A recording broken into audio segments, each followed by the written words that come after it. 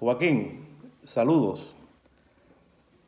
Gracias por expresar tu interés en este proceso de la historia de Cuba con el tema de la asunción de Fidel Castro al poder y la derrota del gobierno de Fulgencio Batista posteriormente. Y el otro tema que te interesa es mi opinión o mi experiencia con el llamado incidente de Bahía de Cochinos.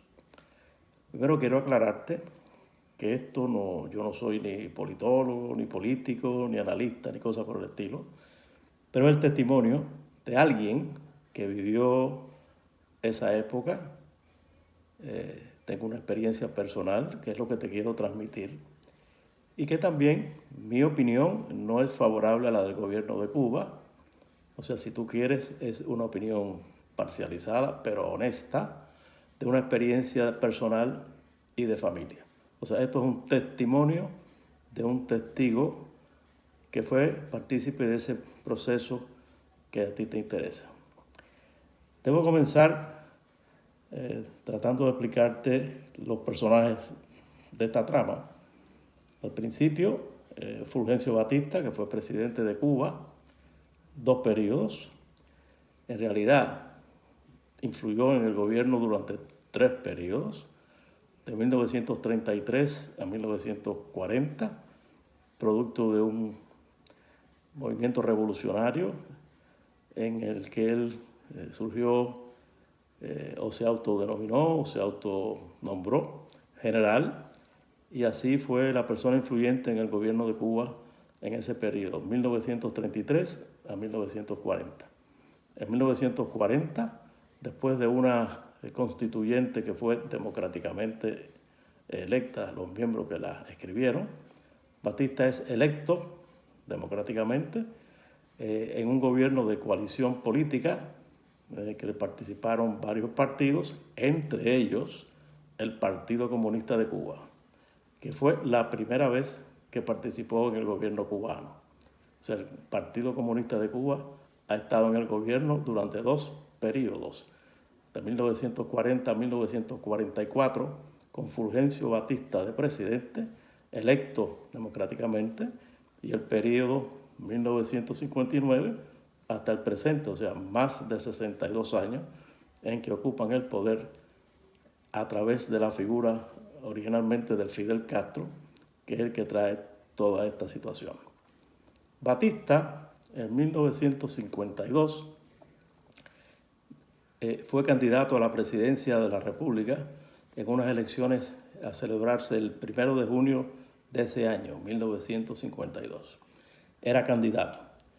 No era el candidato favorable, según la opinión de aquella época y lo que conozco y he leído y viví, pero dio un golpe de Estado 45 días antes de la elección que estaba señalada 1 de junio.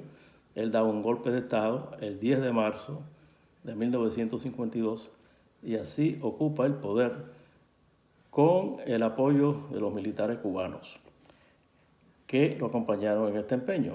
Y ahí comienza este gran fracaso que estamos aún viviendo 70 años después. Batista y su gobierno no fue favorable, o sea, no tuvo opinión favorable desde el primer momento. O sea, fue un golpe de Estado, fue forzado, fue un golpe militar, elecciones presidenciales por el medio, que fueron obviamente abolidas. Desde el primer momento, la mayor parte del pueblo de Cuba no estuvo de acuerdo con esa acción del gobierno de Batista, que se desarrolló por un periodo de 7 años, siempre con subterfugio, una dictadura militar, provocó una guerra civil, comenzó la oposición a su gobierno, los diferentes partidos políticos originalmente, después los movimientos, digamos, revolucionarios que surgieron de esa etapa. Y Batista gobierna en el periodo 1952-1959. Perdón, a 1959, correcto. Durante todo ese periodo muy convulsionado, con una especie de guerra civil, movimientos casi todo de terrorismo urbano, que fue como se manifestó ese proceso de oposición al gobierno dictatorial de aquella época, en el que se abolieron las garantías constitucionales, desde luego, y era un gobierno de dictadura militar, forzado por los militares y la policía. Hubo extremados abusos, hubo muertes, hubo persecución, prisión, exilio, y la consecuencia trajo, por ende, el primer movimiento armado contra Batista, que fue el golpe al cuartel Moncada, un cuartel militar en la ciudad de Santiago de Cuba, que fue el 26 de julio de 1953 y que origina el llamado movimiento 26 de julio que lidera Fidel Castro. Ese movimiento contra el gobierno de carácter militar, de asaltar una fortaleza militar, fracasa. Fidel Castro y sus compañeros en esa aventura son capturados, muchos de ellos fueron muertos en la acción militar, otros ejecutados. Fidel Castro es condenado a prisión y cumple alrededor de 1 año y medio en un proceso que termina con una amnistía política que en 1955 el gobierno cubano y el parlamento pro-batistiano o pro-batista que se había creado aprueba la llamada amnistía, liberan a Fidel Castro. Fidel Castro sale al exilio, se aloja en México y ahí comienza el proceso de organizar otra invasión militar contra el gobierno de Batista, que fue el conocido trayecto del yate o de la lancha, el vapor, el barco Granma, en el que Castro y 83 personas lo acompañaron en esa aventura que trajo la llamada Guerra de la Sierra Maestra, que culmina con el derrocamiento del gobierno de Cuba en enero de 1959. Durante todo ese proceso, como te he dicho, hubo un proceso de guerra urbana contra el gobierno, terrorismo. El gobierno respondía con la captura y el encarcelamiento de algunas personas que se oponían y el asesinato injusto totalmente de muchos de ellos. O sea que el gobierno de Batista fue desastroso por una parte y por la otra la causa del actual gobierno que tenemos en Cuba. Otra dictadura, esta por 62 años y seguimos contando. Todo este proceso del gobierno de Batista estuvo también matizado de una corrupción en el gobierno, un ejército totalmente vendido, que eso facilitó las acciones de la llamada guerrilla de Fidel Castro en la Sierra Maestra y todas las actividades militares que llevaron a cabo, provocando nuevamente, te repito, el triunfo de la llamada revolución en 1959. Al derrocamiento de Batista surge Fidel Castro y debemos aclarar más o menos quién es o quién era Fidel Castro y su hermano Raúl, que le acompañó en todas estas acciones y que aún es parte vital, importante y absoluta de lo que es el gobierno de Cuba hoy en día, en 2021. Fidel Castro era hijo del matrimonio de Ángel Castro y Lina Ruz. Ángel Castro, español, gallego en particular, su madre Lina Ruz, de ascendencia libanesa, tengo entendido, y su padre Ángel Castro era un hacendado, terrateniente, con muchas tierras, un hombre adinerado para la época, con una familia extensa. Fidel Castro tuvo 5 o 6 hermanos, no recuerdo el número correcto. Fidel Castro se educa en uno de los mejores colegios de Cuba, si no el mejor, el Colegio de Belén, un colegio jesuita en La Habana, donde lo internaron como pupilo. Y después va a la Universidad de La Habana, donde estudia Derecho y se hace distinguir en las actividades universitarias y en un proceso que los cubanos le llaman el gangsterismo, de la palabra inglesa gangster, o sea, bandido, bandolero. Su primera acción política importante es su participación en abril de 1948 en el llamado Bogotazo, los actos que sucedieron en Bogotá, Colombia, en esa fecha, en la que resultó asesinado un candidato a la presidencia de apellido Gaitán, que provocó grandes disturbios durante el transcurso de una conferencia panamericana que se celebraba en aquellos días. Fidel Castro estaba en esa ciudad y dicen muchos que participó activamente en los disturbios y en los actos violentos que le siguieron. A tal punto que fue el gobierno de Cuba el que lo tuvo, el gobierno de Cuba de aquella época, 1948, que era Carlos Prío, presidente electo de Cuba, el que lo saca en un avión, tengo entendido que llevaba ganado de Colombia a Cuba. Ahí comienza su historia.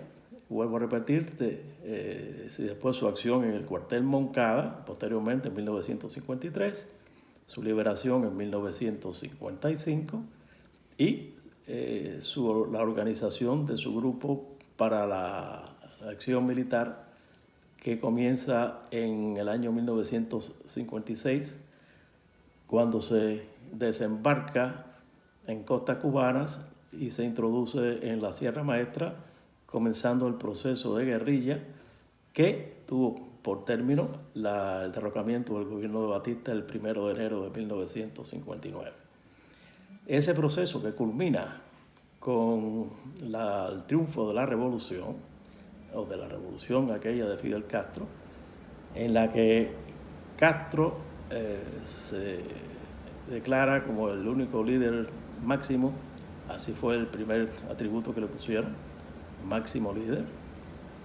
Se establece un nuevo gobierno y Fidel Castro entra en La Habana el 8 de enero de 1959 en una caravana militar en la que se desbordó totalmente el pueblo de la ciudad habanera para recibirlo y para aplaudirlo.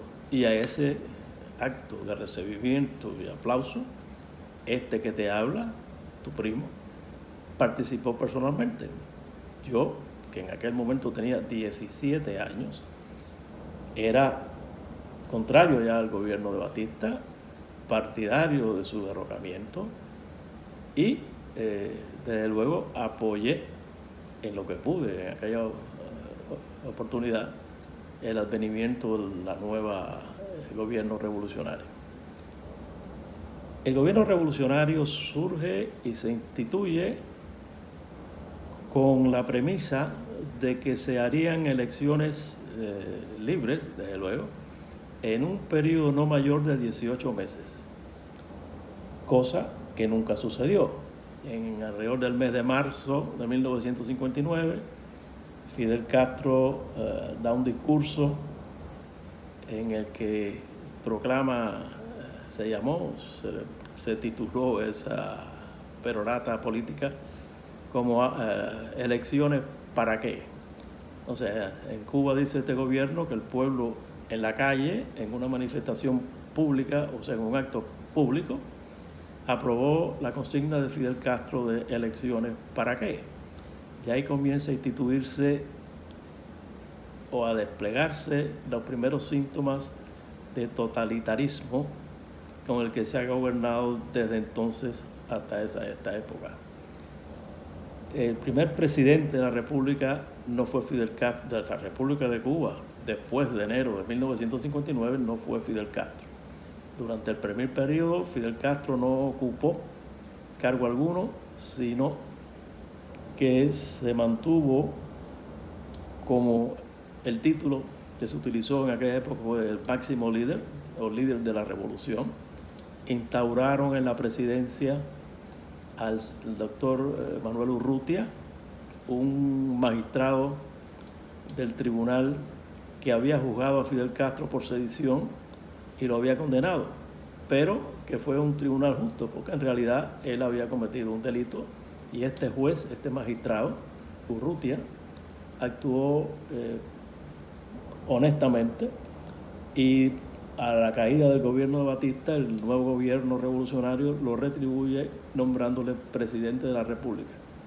Se nombró un primer ministro que se llamó José Miró Cardona, que estuvo en ese cargo poco más de un mes y medio, ya que el 24 de febrero de 1959 es destituido y se nombra a Fidel Castro primer ministro, cargo que ocupó continuamente con ese título, si no me equivoco, hasta 1978, en que se estableció una nueva constitución del gobierno revolucionario comunista de Cuba, y a Fidel Castro se le otorgó entonces el título de presidente de la República. Al principio de la revolución no se comenzaron ni de visita, diría yo, se llevaron a cabo las promesas que se habían cumplido de hacer una elección democrática y libre. Eso nunca sucedió ni ha sucedido hasta ahora. El nuevo gobierno se estableció, comenzó a tomar medidas drásticas, comenzó un periodo de persecución primero de los periodistas, después de los periódicos que no se avenían a la opinión del gobierno comunista. Esto terminó con el incautamiento, la nacionalización o la confiscación de todos los medios de prensa escritos, todos los medios de prensa televisivos o radiales. O sea, eso comenzó de esa forma, con el famoso excusa que con la revolución todos, contra la revolución nada, y que todo el que no opinase de la forma que el gobierno deseaba se consideraba como un traidor, y aún se considera así, como un traidor a la revolución. Este periodo continuó haciéndose más agudo todavía, y se comenzaron las leyes revolucionarias de confiscación primero de la propiedad privada. Esto ocurrió en octubre de 1960. Si te fijas en el periodo de enero del 59 a octubre del 60, en menos de 20 meses, en Cuba desapareció la prensa total, libre, total, independiente, absolutamente, y después la propiedad privada. O sea, cuando me refiero a la propiedad privada, todos los edificios, las casas, todos lo que era propiedad de una persona, de una entidad, fue confiscado por el gobierno, con la premisa de que el techo es del que lo vive. Y ahí pues se perdieron todas las inversiones que mucha gente tenía para su retiro o para su vejez, como fue el caso de mi padre y de mi padre, que no eran ninguno latifundistas, como decían de aquella, ni hacendados, eran simplemente comerciantes que fueron primero a Cuba a principios del siglo XX, a principios no, los años 20 del siglo XX, del siglo pasado, ambos campesinos que van de España a Cuba, inmigrantes. Mi madre trabajó como doméstica o mucama, mi padre trabajó en los campos de Cuba con tu bisabuelo Juan y con tu tatarabuelo José, sus hermanos Juan, desde luego, tu abuelo, Emilio y Ramón, cortando caña y haciendo carbón vegetal en los campos de Cuba. O sea que venimos de una familia humilde, de origen campesino, emigrantes, se establecen en un país de América, trabajan, se esfuerzan, hacen sus pequeños ahorros, los invierten en un negocio.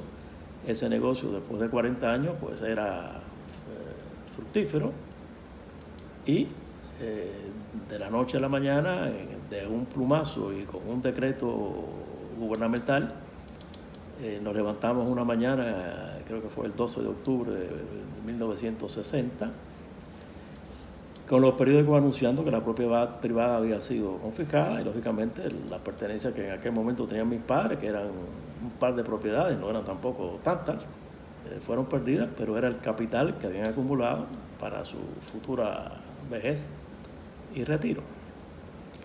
Todo este proceso siguió complicándose con otra serie de actividades de tipo muy represiva contra la opinión pública, contra la opinión personal. Se estableció un periodo en que era muy difícil expresarse, corría riesgo de expresarte. Ahí comencé yo a tener mis primeros conflictos en la universidad, donde yo atendía o asistía a la Escuela de Derecho de la Universidad de La Habana. Era complicado expresarse, era riesgoso decir lo que tú opinabas o tú disentías, y comenzó la persecución por esa parte, la confiscación de propiedades por la otra, la falta de elecciones por otro lugar, la falta de prensa libre e independiente. Eso fue acumulando una serie de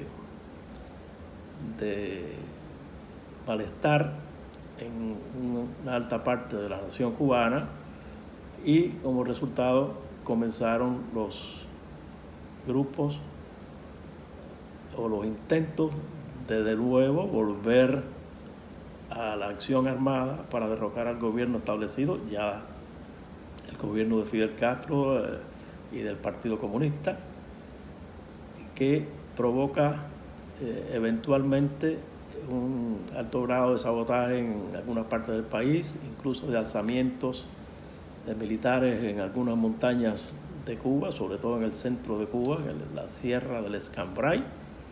Una copia del resultado, del ejemplo del triunfo de Fidel Castro en 1959.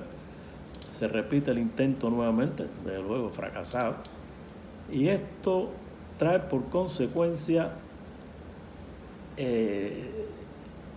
el inmiscuirse los Estados Unidos en la actividad política de Cuba. ¿Por qué? El gobierno de Cuba, del 2 de enero de 1961, confisca también todas las propiedades norteamericanas en Cuba. Anteriormente, además de haber confiscado la propiedad privada, los inmuebles, también había confiscado toda la línea de producción, o sea, infinidad de fábricas de todo tipo de actividad comercial. El gobierno se establece y nacionaliza totalmente la economía cubana, proceso que duró poco más tiempo, hasta que entre 1964 y 1968 el gobierno de Cuba, el gobierno comunista, confisca todo tipo de actividad comercial que quedaba. Estoy hablando a nivel, lo que quedaba, a nivel, por ejemplo, del negocio que tenían mis padres, que era una venta al público de pollos y huevos, o sea, de productos de la avicultura, la fiambrería de la esquina, el peluquero de la otra cuadra. El gobierno cubano en ese proceso nacionalizó y pasó al gobierno toda la actividad económica del país. O sea, toda esta situación, la actividad económica confiscada, la falta de libertad de expresión, la falta de libertad de prensa, la negación de realizar elecciones libres como había sido prometido. Todo esto trae un descontento en el país y se empieza a manifestar de esta forma política violenta también, lamentablemente. Y la intervención de los negocios de Estados Unidos lo cual trae por consecuencia el otro tema que tú te interesa, que es el proceso de Bahía de Cochinos. Estamos en el año 61, vuelvo a repetir, la confiscación de gobiernos americanos en enero de ese año. El gobierno de los Estados Unidos replica, empiezan las reclamaciones, por una parte, y por otra parte, bajo el gobierno del presidente Eisenhower, que el gobierno de Eisenhower en realidad termina el 20 de enero de 1961, ocupa entonces la presidencia el candidato electo en las elecciones del 60, que fue John Kennedy, y durante el gobierno de Eisenhower, el director de la CIA, o sea, la Agencia Central de Inteligencia, era el señor Foster Dulles. Su hermano John Foster Dulles, era el ministro de Relaciones Exteriores, Kennedy presidente, y su hermano Robert el procurador general, o sea, ministro de Justicia de Estados Unidos. El gobierno, a través de la CIA, de la Agencia Central de Inteligencia, el gobierno de Kennedy, de Eisenhower originalmente, que fue donde se origina el plan, y el de Kennedy, que ocupa la presidencia inmediatamente después en el mes de enero, establecen este plan de una invasión de un grupo de jóvenes cubanos que fueron organizados por el gobierno de Estados Unidos, llevados a Guatemala, donde pusieron un campo secreto en la selva guatemalteca. Comienza el entrenamiento de esos jóvenes, me imagino yo que entre finales del año 60 y principios del año 61, y el gobierno de Cuba le promete apoyo absoluto en una acción de una invasión naval a través de la costa sur de Cuba, cerca de la ciudad de Trinidad, en una zona totalmente inhóspita para ese tipo de operaciones, porque es la llamada Ciénaga de Zapata, o sea, un humedal lleno de ciénagas, de pantanos, de tierra movediza, el lugar menos idóneo para ese tipo de acción. Pero por ahí van los tiros, y esa Playa Girón, que se llama, o Bahía de Cochino, que es la bahía donde se encuentra esa playa, y cochino se refiere a un pez, a un pescado, no al animal, no al cerdo, que habita en esas aguas. Todo esto no era ni el lugar preferido ni el momento. Y te digo, es el momento porque en 1961, en ese mes de abril, o en esos meses de principio del año, aunque yo estaba en contra del gobierno y muchas personas más lo estuvieran, no era aún la mayoría del pueblo cubano que estaba en contra del gobierno. El gobierno de Fidel Castro llegó con una gran esperanza para el país de poner las cosas en orden y traer más igualdad para el total de la población cubana, cosa que nunca ha ocurrido. Y ese fracaso original no era, vuelvo a repetirte, ni el momento, ni el lugar que eligieron, ni el momento para hacerlo, ni tenían los Estados Unidos que haberse inmiscuido en ese asunto, primero que nada. Y después, peor aún, el gobierno norteamericano organiza esa acción militar, la envía a Cuba, y cuando llegan allí a ese lugar, simplemente los abandona. O sea, abandona a su suerte a las personas, 1.500 hombres que llegaron a la isla de Cuba, que fueron derrotados en una batalla que duró cuestión de días, apresados y posteriormente detenidos. Y esa es la experiencia que yo tengo de la Bahía de Cochino. Debo aclararte que ya yo no me encontraba presente en Cuba. Yo partí de Cuba hacia la Argentina, tu país, el 11 de abril de 1961. O sea, yo no estuve presente cuando comienza la llamada invasión de Bahía de Cochinos, que comenzó el 15 de abril de ese año. Ya yo me había ido 4 días antes. Está más o menos todo el mundo al tanto de que algo iba a pasar, y así fue que pasó. Pero yo insisto que, en mi opinión, los Estados Unidos no debieron nunca haber organizado aquello, porque primeramente no lo apoyaron en el momento necesario, o sea, los enviaron y los abandonaron. Eso, en mi opinión, es una traición del gobierno de Kennedy de aquella época, en que mandó a la muerte y a la cárcel a infinidad de jóvenes cubanos. Y segundo, a la parte, diría yo, triste, que, o sea, este incidente en que los Estados Unidos interfiere en la política interna de Cuba, a lo que no tenía ni tiene ningún derecho, provoca, primero, que el fracaso de toda la actividad interna que ya estaba establecida contra el gobierno de Cuba, por un lado, y por el otro, abre la esfera de la política cubana hacia la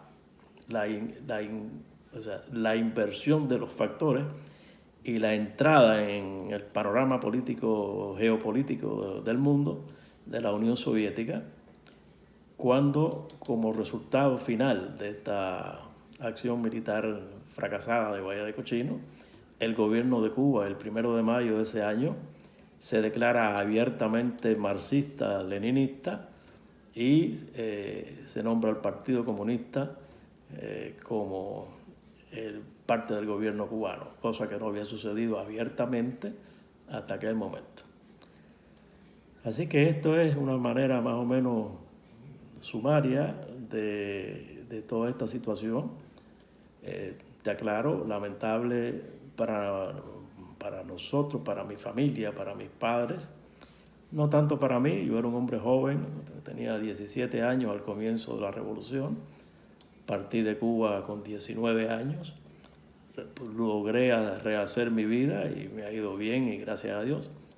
Pero a mi padre y a mi madre, que fueron a Cuba sin un centavo, hablando en criollo con una mano delante y la otra detrás, después de 40 o 50 años de esfuerzo y sacrificio, salieron de Cuba viejos, cansados, agotados, expoliados de lo que habían logrado crear con sus propias manos y su propio esfuerzo. Y este es el hecho que yo, como persona, no puedo ni dejar pasar, ni olvidar, ni dejar de condenar. Es el único arrastre que me queda de este proceso de 62 años en que me fui del país donde nací, al que nunca más he vuelto. Y es precisamente por respeto a mi padre y a mi madre, que fueron víctimas de esta gente, que incluso en el año 74, cuando abandonan Cuba y en el último momento ya de su vida, después que le quitaron hasta la casa donde vivían, o sea, el lugar, el techo que los cubría, iban de regreso a España en la misma forma que volvieron, te repito, pero sin un centavo, y viejos, y cansados, y derrotados. Mi padre fue un hombre que murió amargado, y este hecho para mí no tiene perdón. No habrá perdón de mi parte jamás en mi vida a semejante abuso. Y esta pues entonces es una versión, una opinión muy personal, es un testimonio que te estoy dando de mi experiencia familiar y de mía personal y de mi familia en particular. Y honesta, tendré razón, no la tendré, pero bueno, ahí están los hechos. 62 años con el mismo gobierno, 62 años con las mismas figuras, todavía algunas de ellas sobreviven, y ahí están. ¿Y qué te puedo decir? Esperando que algún día, pues, la justicia y la democracia lleguen para beneficio de todo el pueblo cubano, que tiene el mismo derecho que todos a vivir en libertad y en democracia. Espero que este testimonio mío te ayude en tu trabajo. Te agradezco tu interés por ese tema. Cualquier otra información que te interese o que te pueda facilitar, por favor, no dudes en contactarme. Y por otra parte, te doy absolutamente autorización de utilizar este testimonio mío de cualquier forma o manera que te parezca a ti conveniente, siempre y cuando tu padre y tu madre te den el consentimiento apropiado. Así que un abrazo y un cariño grande a ti, a tu hermana, a tu madre, a tu padre, a tus abuelos, todos, y mis mejores deseos para ti. Gracias.